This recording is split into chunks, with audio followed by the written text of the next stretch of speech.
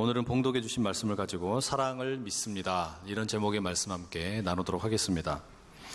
우리가 성경을 읽다 보면 66권의 성경 모두가 다 귀하고 참 아름다운 말씀이지만 한 구절의 말씀, 때로는 어떤 한 장의 말씀이 특별한 의미로 다가오는 경우들이 종종 있지요. 오늘 우리가 함께 읽은 이 요한 1서 4장의 말씀이 저에게는 그런 말씀입니다. 이 사정은 이렇습니다. 본래 저는 광주에서 대학을 다녔는데 1년 동안 대구에 있는 대학에서 수업을 들을 기회가 있었습니다. 대구에서 당분간 지내야 했기 때문에 예배드릴 교회를 찾다가 학교 주변에 있는 한 교회에 등록을 하게 되었습니다. 근데 이 교회는 저에게 아주 특별한 의미가 있는 교회로 기억됩니다. 첫 번째 이유는 지금 함께 살고 있는 아내를 이곳에서 만났기 때문입니다. 그러니 이 교회가 얼마나 훌륭한 교회입니까? 청년 여러분, 신앙생활 열심히 하면 시집도 잘 가고 또 장가도 잘 가게 될 줄로 믿습니다. 두 번째 이유는 이 교회에서 잊을 수 없는 말씀의 사건을 경험했기 때문입니다. 제 기억으로는 약 한 30명 정도의 청년들이 교회에 모여서 수련회를 가졌습니다. 그런데 이 수련회가 사실은 은혜를 받을 만한 조건이 썩 갖춰져 있지는 않았습니다.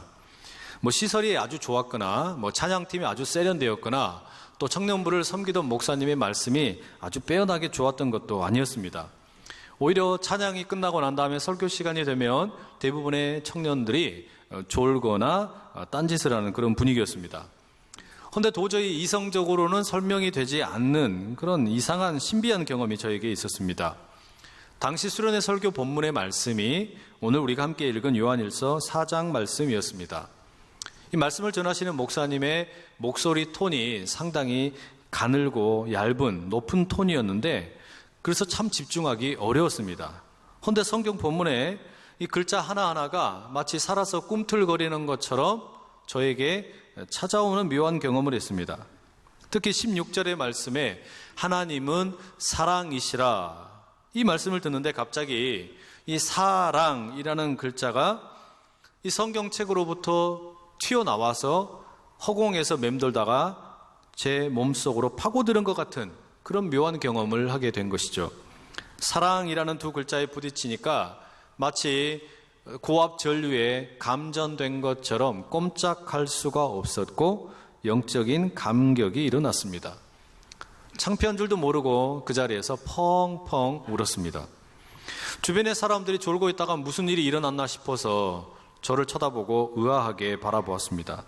그날 밤 혼자 빈 공간을 찾아 들어가서 늦게까지 말씀을 붙잡고 기도했던 그런 기억이 있습니다. 왜 많은 사람들이 사랑이라는 말, 특히 하나님은 사랑이시다라는 말 앞에서 무장해제를 하게 될까요? 고집스럽게 하나님을 인정하지 못하던 사람들, 하나님의 전능하심을 인정하지 못하던 사람들, 하나님은 없다고 말하던 사람들이 왜 사랑이라는 그 단어 앞에서 무너지게 되는 이유가 무엇일까요? 그 이유를 우리는 오늘 18절에서 찾아볼 수 있습니다.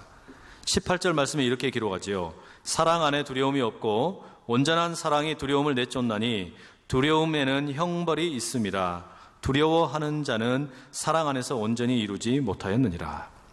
사랑에는 두려움을 쫓는 능력이 있습니다. 이 18절 말씀에 의하면 사랑 안에 두려움이 없다라고 말합니다. 온전한 사랑이 두려움을 내쫓는다, 이렇게 말하죠. 그러면 어떤 종류의 두려움을 쫓아낸다라는 것이겠습니까? 사실 본래 이 본문이 의미하는 두려움은 심판에 대한 두려움입니다. 성경은 말합니다. 모든 사람은 미래에, 종말의 때에 심판을 받게 된다라고 말하죠. 바로 그 심판에 대한 두려움이 모든 사람에게 있습니다. 그런데 하나님의 사랑이 그 심판에 대한 두려움을 이기게 하신다라는 거죠. 여기 18절에서 이 심판에 대한 두려움을 부연 설명하면서 두려움에는 형벌이 있다라고 말합니다. 우리말로 형벌이라고 번역이 된 이 헬라어 단어는 이 본문의 말씀과 마태복음 25장 46절, 이렇게 딱 두 곳에만 신약성경에서 사용되는 단어입니다. 마태복음 25장 46절에서는 영벌이라고 번역을 해 놓았는데 마지막 심판에 대한 예수님의 말씀을 담고 있습니다. 마지막 때가 되면 슬기로운 5 처녀와 어리석은 5 처녀로 나누어지게 되고 5 달란트와 2 달란트를 받아서 충성했던 종들과 충성하지 못한 채 1 달란트를 땅에 묻어두었던 종으로 나누어지게 되고 양과 염소로 나누어지게 되고 말하자면 천국과 지옥으로 나누어지게 되는 그런 심판이 있게 된다.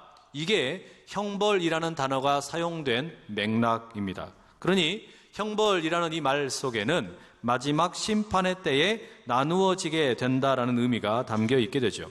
이처럼 미래에 있게 될 심판 때문에 사람들이 두려워합니다. 과연 하나님 앞에 서게 되었을 때 내가 당당할 수 있을까? 그 마지막 심판 때에서 과연 나는 당당할 수 있을까 걱정이 된다라는 것이죠. 나의 행실이 깨끗하게 인정될 수 있을까 두렵습니다.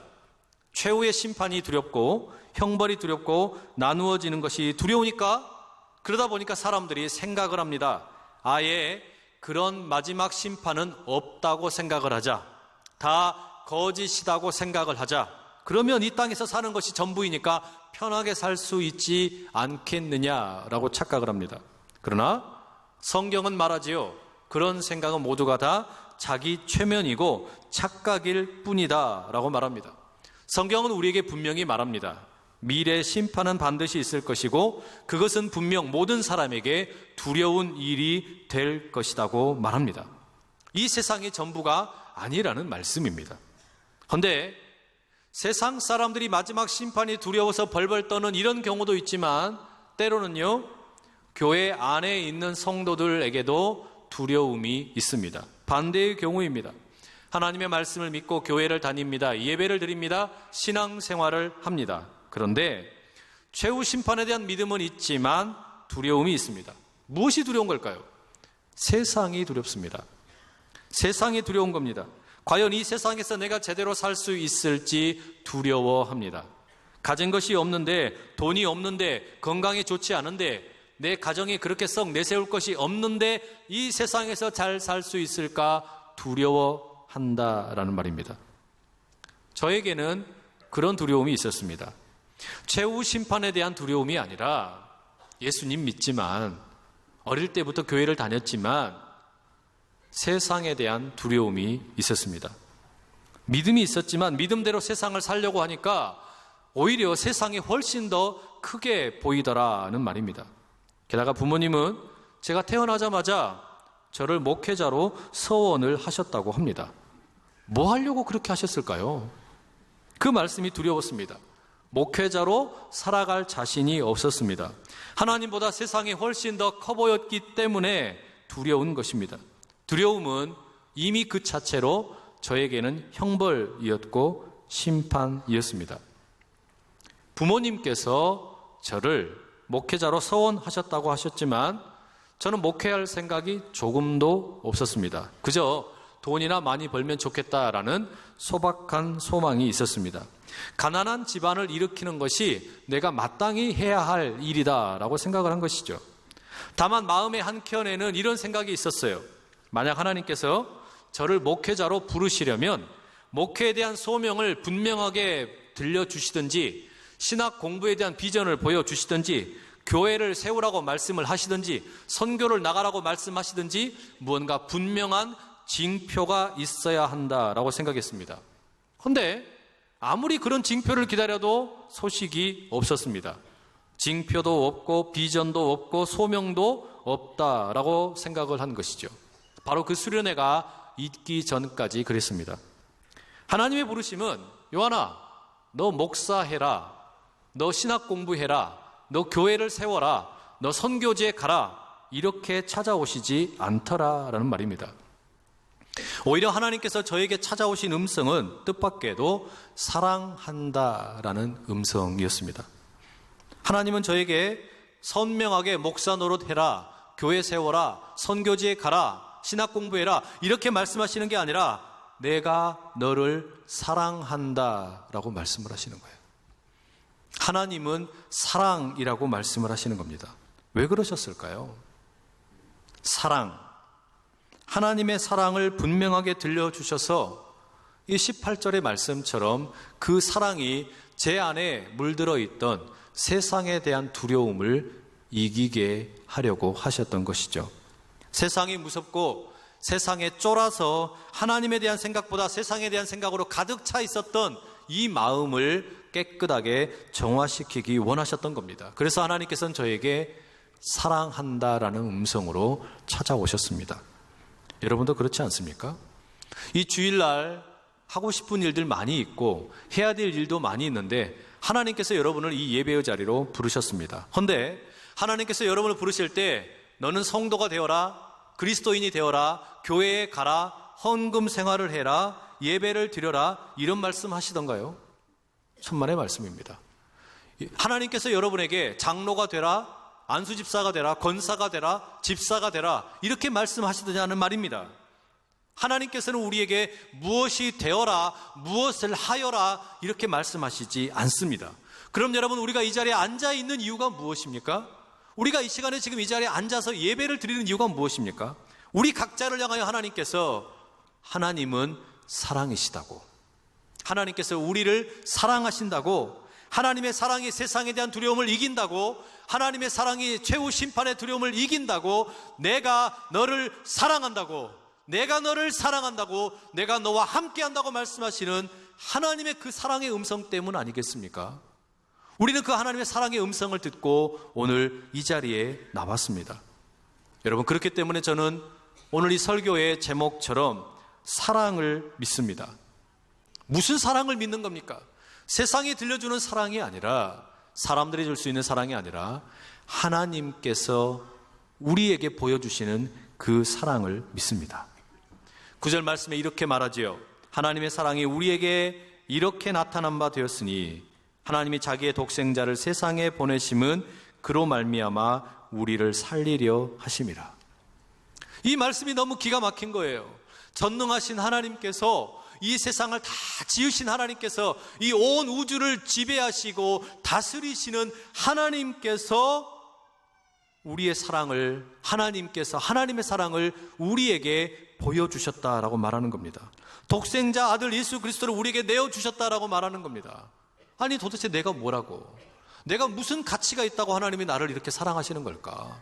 나는 아무런 가치가 없는데 왜 하나님 나를 사랑하시는 걸까? 여러분, 이 사랑은 허공에 치는 메아리가 아니요, 감성적인 사랑이 아니요, 말만 떠드는 사랑이 아닙니다. 이 사랑은 우리가 손과 발로 만질 수 있는 사랑이요, 피가 흥건히 묻어있는 희생의 사랑이요, 그 누구도 부인할 수 없는 십자가의 사랑이요, 다른 누구도 아닌 바로 나를 살리기 위하여 내게 베풀어 주신 하나님의 사랑입니다.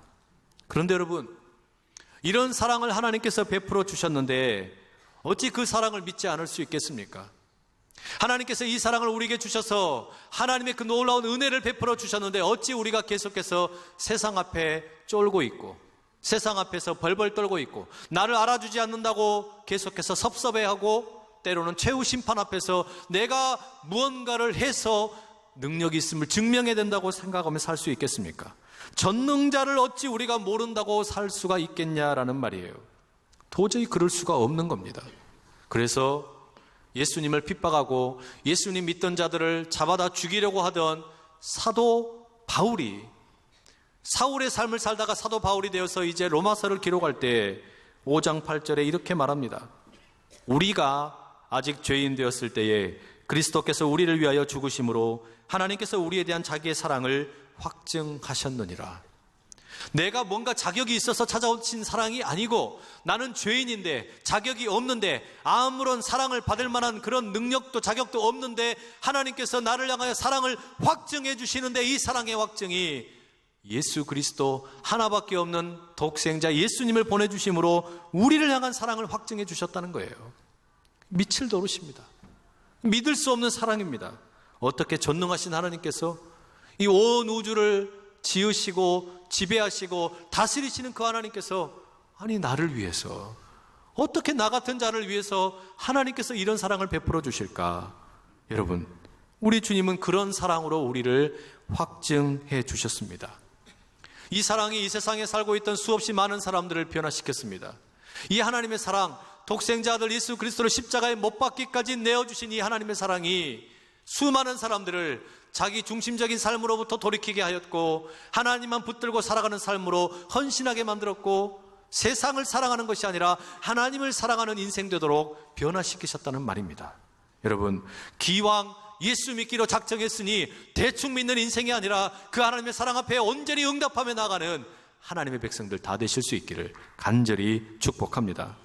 전능하신 창조주 하나님께서 나를 그렇게 사랑하신다고 하니 그 사랑 앞에서 세상 앞에 벌벌 떨 것 아니요, 최후 심판의 때에 부끄러운 구원이 아니요, 하나님 앞에 참으로 아름답고 귀한 백성으로 살아가고 그 사랑 앞에 날마다 잇대어 살아가는 저와 여러분 다 될 수 있기를 간절히 축복합니다.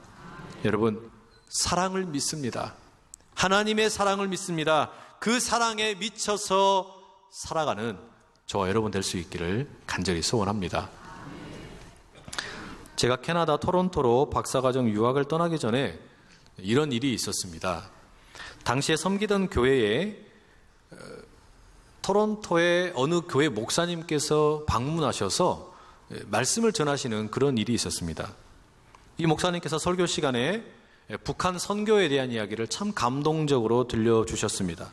한 나라가 감당하지 못할 어마어마한 규모의 선교와 또 구제를 북한 땅에 하고 계셨습니다. 너무 큰 감명을 받았지요. 한국 교회가 하지 못하는 일을 이민을 떠난 한인 교회들이 저렇게 섬기고 있다는 사실에 깜짝 놀랐습니다. 예배가 마치고 당시에 담임 목사님이 저에게 그 토론토로 유학을 가니까 그 강사 목사님을 만날 수 있도록 자리를 주선해 주셨습니다. 그리고 서로 간에 이제 연락처를 주고받게 되었죠. 이분이 2015년 1월에 북한 땅에서 억류되었다가 31개월 만에 북한에서 풀려나게 된 임현수 목사님입니다. 지난 8월 9일 날 이제 풀려나시게 되었죠. 이 목사님께서 저와 제 가정이 토론토에 정착할 때 참 많은 도움을 주셨습니다. 설교 강단에 세워주기도 하셨고, 한인 사업장을 소개해 주기도 하셨고, 또 교회 부설 신학원에서 강의를 할 수 있도록 도와주기도 하셨습니다. 많은 교제를 하지는 못했지만 이 목사님의 사역을 먼 발치에서 바라보면서 저는 그런 생각이 들었어요. 아, 저 목사님은 선교에 미쳤구나. 북한에다가 모든 것을 쏟아붓습니다. 왜 그렇게 하셨을까요? 하나님의 사랑 때문입니다. 하나님의 사랑이 한 사람을 미치게 만들고 그 모든 시간과 재물을 허비해서 북한을 사랑하고 선교하는 데 다 쓰더라는 말입니다. 정신을 흐릿하게 만들고 세상 바라보지 않고 오로지 하나님만 바라보면서 그렇게 선교하는 교회를 세워가더라는 말이죠. 그런데 이 목사님이 2015년 1월에 북한에 억류되었다라는 소식을 듣게 되었을 때 너무 깜짝 놀랐습니다. 남의 일 같지가 않더라는 말이죠. 이 목사님이 그렇게 이제 북한에 억류된 이후에 토론토에 있는 한인 교회들이 함께 모여서 기도회를 가졌다고 합니다. 그때 목사님의 사모님이 그 기도회 자리에 이런 편지로 기도 부탁을 했다고 합니다. 목사님이 억류되고 일주일 되던 어느 새벽에 주님이 확실하게 저에게 이렇게 말씀해 주셨어요. 내가 너의 남편 북한에 보냈어. 염려하지 마라. 내가 함께 하고 있다라고. 전 그 말씀에 너무 감사해서 펑펑 소리내어 얼마 동안 울었습니다. 그 후 위로부터 사람이 형용할 수 없는 감사한 마음을 마구 내려주기 시작하셨습니다. 그때부터 지금까지 한 번도 걱정 없이 염려 없이 감사하며 만나는 사람들을 오히려 위로할 정도로 잘 지내고 있습니다. 주님은 너무 정확하시고 실수가 없으십니다. 그리고 신실하십니다. 너무나도 잘 알고 있지만 실제로 저희 가정에 이런 사건이 생기면서 제 개인적으로는 말할 수 없을 정도로 감사하고 있습니다. 우리 한 번 사는 인생, 주님 나라 위에 목숨 걸고 기도하고 목숨 걸고 전도하고 목숨 걸고 사랑하는 큰빛교회가 되길, 그리고 마음껏 축복해드리고 싶습니다. 목사님을 위해서 이렇게 기도해 주십시오. 어둠의 땅이지만 빛의 역할을 감당하도록, 하나님만 바라보고 감사하는 시간 갖도록, 아버지의 마음 더 많이 주시도록, 그 땅의 영혼을 품고 목숨 걸고 눈물로 기도하는 목사 되도록, 변장된 축복 잘 감당하도록, 끝까지 하나님 영광만 드러내도록, 외롭지 않고 끝까지 잘 감당하도록. 이 사모님의 편지를 읽는데요, 얼마나 많이 눈물이 흘렀는지 모릅니다. 목사님께서 북한에 억류된 그 사실을 변장된 축복이라고 말씀하시는 그 사모님의 심정이 느껴졌기 때문입니다. 이 편지를 보고 목사님과 사모님과 그 교회를 위해서 기도할 수밖에 없었습니다. 신실하신 하나님께서 물론 31개월 뒤에 목사님 풀려나게 하셨습니다. 우리 하나님은 얼마나 멋진 분인지 모릅니다. 사랑하는 성도 여러분, 이민교회도 힘겨운 상황 가운데 이렇게 통일을 위해서, 북한 땅을 위해서 선교하고 헌신하고 구제하고 하는데, 해외로 이민을 간 교우들이 보기에 부끄럽지 않도록 이제 우리가 그 바통 이어받아야 되지 않겠습니까? 하나님께서 어쩌면 바로 우리 교회를 그런 일을 하라고 은혜 주시고 귀하게 지금까지 사용하신 것 아니겠습니까? 그럼 여러분, 우리가 무엇을 먼저 해야 되겠습니까? 11절 말씀을 보십시오. 사랑하는 자들아, 하나님이 이같이 우리를 사랑하셨은즉 우리도 서로 사랑하는 것이 마땅하도다. 하나님께서 아들을 내어주시는 사랑으로 우리를 사랑하셨으니까 무엇인가 거창한 일을 해야 될 것, 그렇게 말하지 않고, 성경은 지금 오늘 우리에게 무엇이라고 말합니까? 하나님께서 우리를 향하여 독생자 아들 예수 그리스도를 내어주심으로 그 사랑을 확증해 주셨는데, 이 사랑을 받은 우리가 먼저 해야 될 제일 중요한 일이 있다면 서로 사랑하는 일이라고 우리에게 말씀해 주고 있습니다. 선교도 해야지요, 북한도 도와야지요, 전도도 해야지요, 이 성전도 봉헌해야지요. 할 일이 너무너무 많습니다. 복지도 해야 됩니다. 그러나 그 무엇보다 먼저 해야 될 일이 있다면 그것은 우리가 서로 사랑하는 일이라고 성경은 말한다는 말입니다. 우리가 서로 사랑하는 하나님의 자녀가 될 수 있기를 무엇보다 먼저 구하며 나가는 저와 여러분 다 될 수 있기를 간절히 축복합니다. 왜냐하면 하나님의 사랑으로 인하여 하나가 된 우리가 서로 사랑하기 시작하면 그때부터 못할 일이 없기 때문입니다. 우리가 서로 사랑하기만 하면 두려움도 떠나가게 될 것이고, 미래에 대한 걱정도 사라지게 될 것이고, 세상 앞에서 쫄아서 살아가는 것이 아니라 당당한 주의 백성이 되어서 이 교회가 감히 생각하지 못했던 아름답고 복된 일들을 마음껏 감당하게 될 줄로 믿습니다. 우리가 그렇게 서로 사랑하게 되면 하나님으로부터 한 사람 한 사람이 넘치는 사랑을 받아서 하나님의 영광 가운데 거하다가 서로 사랑하게 되면 우리 각자가 가지고 있던 두려움, 세상에 대한 두려움, 최후의 심판에 대한 두려움, 이런 것들로 인해서 쩔쩔매고 살고 있던 우리가 서로 어깨동무하고 함께 살다 보면 능치 못할 일이 없어서 무엇이든지 감당할 수 있는 하늘의 능력이 우리 모두에게 임하는 줄로 믿습니다.